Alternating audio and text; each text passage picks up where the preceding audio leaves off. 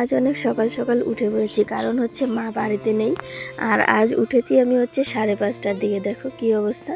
5:30টার দিকে উঠে আগে ব্রাশ করতে চলে এসেছি। ব্রাশ করে তারপর ঘর উঠোন সব ঝাড়ু দিয়ে পরিষ্কার করতে হবে।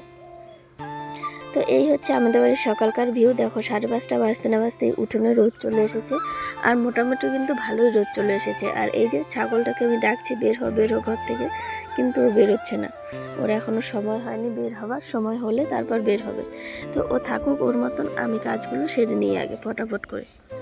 তো এই যে দেখো ব্রাশটা আগে করে নিলাম, না হলে কীরকম একটা বাজে বাজে লাগে, মনে হয় যেন এখনও বিছানায় শুয়ে আছি, এরকম একটা লাগে। তো ব্রাশ করা শেষ হয়ে গেছে, এখন এসেছি উঠোনটা ঝাড়ু দিতে। তো এই যে আমাদের উঠোন অনেকটা বড়, আর দেখো উঠোনে চড়ুই পাখিগুলো ঘোরাঘুরি করছে। সেই সকাল থেকে ওদের কিচিরমিচির শুরু হয়ে যায়, যেহেতু ওরা আমাদের ঘরের চালেই বাসা করে থাকে। তো ঘরের চালের দু কোনায় 3টা জায়গায় ওদের বাসা, অনেক বড় বড় বাসা, আর অনেকগুলো পাখি হয়েছে এখন। যখন থেকে আমরা ঘরে আসিনি তখন থেকে এরাই ঘরে আমাদের থাকে। তো অনেক বড় বড় যেহেতু, আর বড় বড় বলতে ওদের ফ্যামিলি অনেক বড় বড়। এখন তো অনেক হয়ে গেছে পাখি, মোটামুটি 20টার মতন পাখি হয়ে গেছে বাড়িতে, এই চড়ুই পাখি। তো ওরা সারাদিন ঘোরাঘুরি করে, কিচিরমিচির করে, খেলাধুলো করে, বাড়িতে রান্নাঘরে যায়, খাওয়া দাওয়া সব কিছু মানে ইসে করে। তো উঠোনে তো এখন আমি ঝাড়ু দিচ্ছি বলে এত নেই, অন্য সময় তোমাদেরকে আমি দেখাবো যে আমাদের উঠোনে ঠিক কতগুলো চড়ুই পাখি থাকে। কথা বলতে বলতে উঠোনটাও প্রায় ঝাড়ু দেওয়া হয়ে যাচ্ছে। তো গুড মর্নিং সবাইকে, and welcome back to Moushumi Lifestyle. Moushumi লাইফস্টাইলের নতুন আরেকটি ভিডিওতে তোমাদের সকলকে স্বাগত জানাই। ভিডিও দেখতে দেখতে যদি ভিডিওর কোনো পার্ট ভালো লেগে থাকে তাহলে চ্যানেলটা সাবস্ক্রাইব করে দিও, আর লাইক কমেন্ট শেয়ার করে সবাই পাশে থেকো। তো এই যে দেখো উঠোন ঝাড়ু দেওয়া প্রায় হয়েই গেছে, আর যেহেতু বৃষ্টির দিন উঠোনে শ্যাওলা পড়েছে, উঠোনটা দেখতে একটু বাজে দেখা যাচ্ছে। মাঝে মাঝে শ্যাওলাটা বেশি বেশি পড়ে গেছে মাঝখানটায়, মানে এই যে সাইডটা রয়েছে এই সাইডটাতে অনেকটা পরিমাণ শ্যাওলা পড়েছে, আর দেখতে বেশ বাজে লাগছে জায়গাটা। তো মা যেহেতু বাড়িতে নেই, উঠোনটা ঝাড়ু দেওয়া হয়ে গেছে, ঝাড়ু দিয়ে তারপর কিন্তু আমি আসলাম বাসন মাজতে। তো এই যে কলপার আর রাতের বাসন, ভেবেছিলাম কারেন্টটা রাতে থাকবে না, রাতেই মেজে রাখবো, কিন্তু না, কারেন্টটা রয়ে গেছে। তো বাসনটা মাজতে আমার অনেক সুবিধা হয়ে গেল। কারেন্ট না থাকলে অনেকটা পরিমাণ অসুবিধা হয়, কারণ হচ্ছে একধারে বাসন মেজে আরেক ধারে তারপর কল ঝাঁকিয়ে তারপর জল বের করে সেই জল ইসে করে বাসন ধুতে হয়। আর কারেন্টটা থাকলে কি বাসনটা মাজতে মাজতে না হলে সাদা হয়ে যায়, আর এই কারেন্ট থাকলে বাসনটা মাজতে মাজতে সাদা হয় না, বাসনটা সুন্দর করে ধোয়া হয়ে যায়।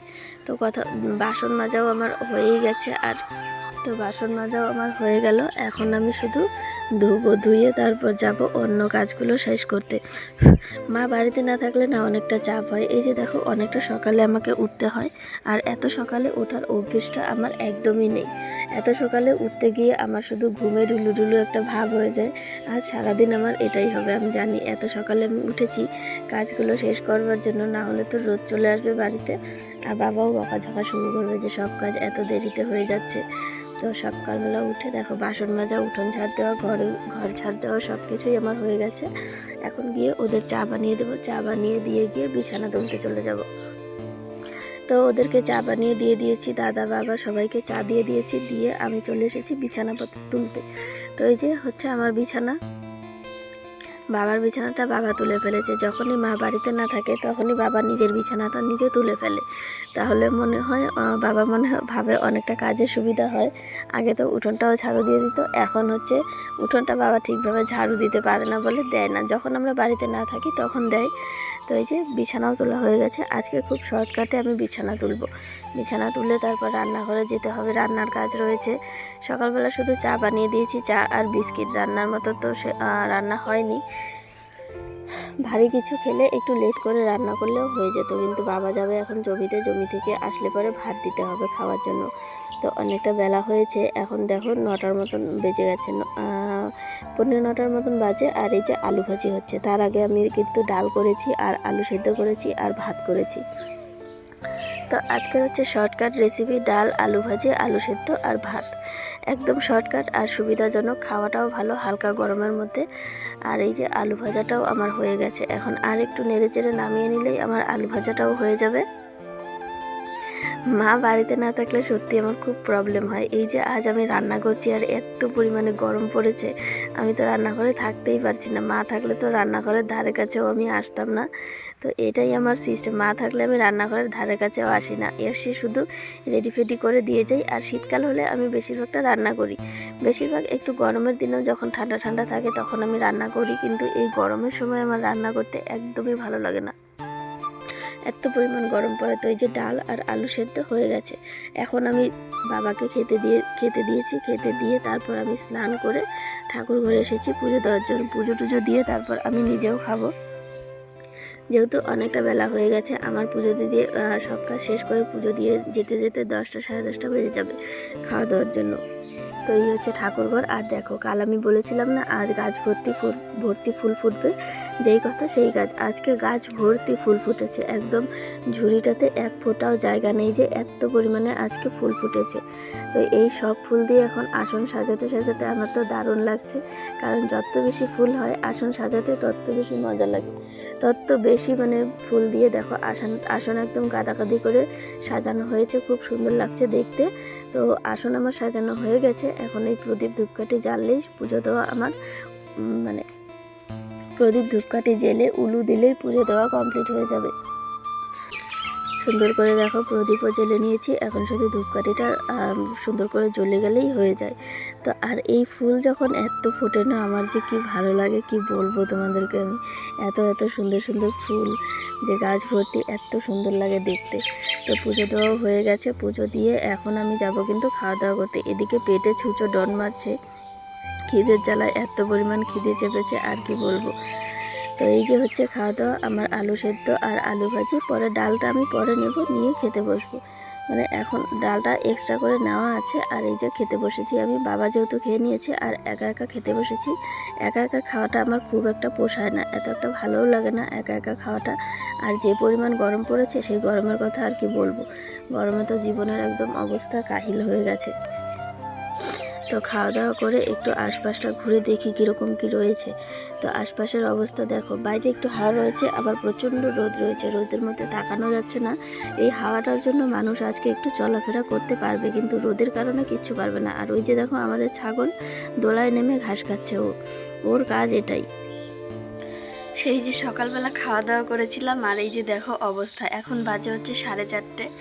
আর গরমে তো জীবনের অবস্থা শেষ। তো কিছুক্ষণ বসে বসে এই যে দেখো ভুট্টার দানা ছাড়িয়েছিলাম, তো এগুলো এখানেই সাইডে রাখা রয়েছে। আর মা কিন্তু এখনও বাড়িতে আসেনি, ফোন করেছিলাম, বললো সন্ধ্যের আগে আসবে, কারণ এত পরিমাণ গরম পড়েছে, বাইরে বেরোলে একদম মানে জ্বলে পুড়ে যাওয়ার অবস্থা। আগের দিনে তো সতীদাহ প্রথা হতো শুধু, এখন মানে সতী অসতী বাচ্চা কাচ্চা সংসার সব কিছু নিয়ে সতীদাহ প্রথা শুরু হয়ে গেছে। এত গরম আর থাকা যাচ্ছে না। আমি এই মাত্র ঘুম থেকে উঠলাম, দেখো চোখগুলো ফোলা ফোলা হয়ে গেছে। কাজকর্ম তো সব কিছুই রয়ে গেছে, এখনও বিকেলবেলার উঠোন ঝাড়ু কিছু হয়নি। আমি শুধু ঘরটা ঝাড়ু দিয়ে পরিষ্কার করলাম, তাতেই আমার এই অবস্থা। গরম যা, সারাদিন ফ্যানের নিচে থেকেও শান্তি পাওয়া যাচ্ছে না, মনে হচ্ছে কোথায় গেলে যে শান্তি পাওয়া যাবে এটাই বুঝতে পারছি না। তোমরা সবাই গরমে কীরকম আছো অবশ্যই কমেন্ট করে জানিও। গরমে তো আমার জীবন একদম ওষ্ঠাগত, আর কাদের কি জীবন কীরকম বুঝতেই পারছি না। তার উপরে এই চুলগুলো এত এলোমেলো হয়ে যায় যে গরমে থাকাই যায় না, অসহ্যকর একটা ব্যাপার লেগে যাচ্ছে, এখন বিরক্তিকর লেগে যাচ্ছে, প্রচণ্ড পরিমাণে বিরক্তি। এত গরম সর্বনাশ। মা বাড়িতে চলে আসলে এখন একদম শান্তি পাওয়া যেত, সত্যি একটু রান্নাটা মা করতো তাহলে আমার একটু রেস্ট, কারণ রান্নাঘরে রান্না করতে করতে আমার অবস্থা শেষ হয়ে যায়। সে কারণে কিন্তু সকালে আমি একদম হালকা রান্না করেছিলাম, শুধু ডাল আলু ভাজি আর আলু সেদ্ধ। তো এগুলো দিয়েই দুবেলার খাওয়া দাওয়া হয়ে গেছে বাবা আর মেয়ের। তো দেখো এই যে 5 মিনিটও হয়নি এখানে আমি বসলাম, মাত্র 1.5 মিনিট হয়েছে, তাতেই দেখো কি অবস্থা ঘেমে নেই। তোমাদের কাদের কাদের কীরকম কী অবস্থা আমি বুঝতেই পারছি। বিশেষ করে যাদের বাড়ি আরও দক্ষিণবঙ্গে তাদের তো সর্বনাশ, অবস্থা ভয়ানক খারাপ। উত্তরবঙ্গেরই এই অবস্থা, আর দক্ষিণবঙ্গ তো না জানি কীরকম অবস্থায় আছে। তো স্নান টান করি, কাজগুলো শেষ করে স্নান করে তারপর তোমাদের সঙ্গে আবার দেখা হচ্ছে। তো তো স্নান করে চলে এসেছি, দেখো স্নান করে এসে একটুখানি ফ্রেশ লাগছে। এত পরিমাণ গরম না, বিকেলের কাজগুলো শেষ করে স্নান করে মোটামুটি ফ্রেশ লাগছে। তো আজকের ভিডিওটা আমি এখানেই শেষ করছি। তোমাদের কাছে কেমন লেগেছে আজকের ভিডিওটা অবশ্যই কমেন্ট করে জানিও। দেখা হবে কালকের ভিডিওতে। তো আজকের মতো তোমাদের সবাইকে টাটা জানাচ্ছি, গুড নাইট সবাইকে, অ্যান্ড অগ্রিম গুড নাইট জানাচ্ছি। তো দেখা হচ্ছে কালকের ভিডিওতে, সবাইকে টাটা।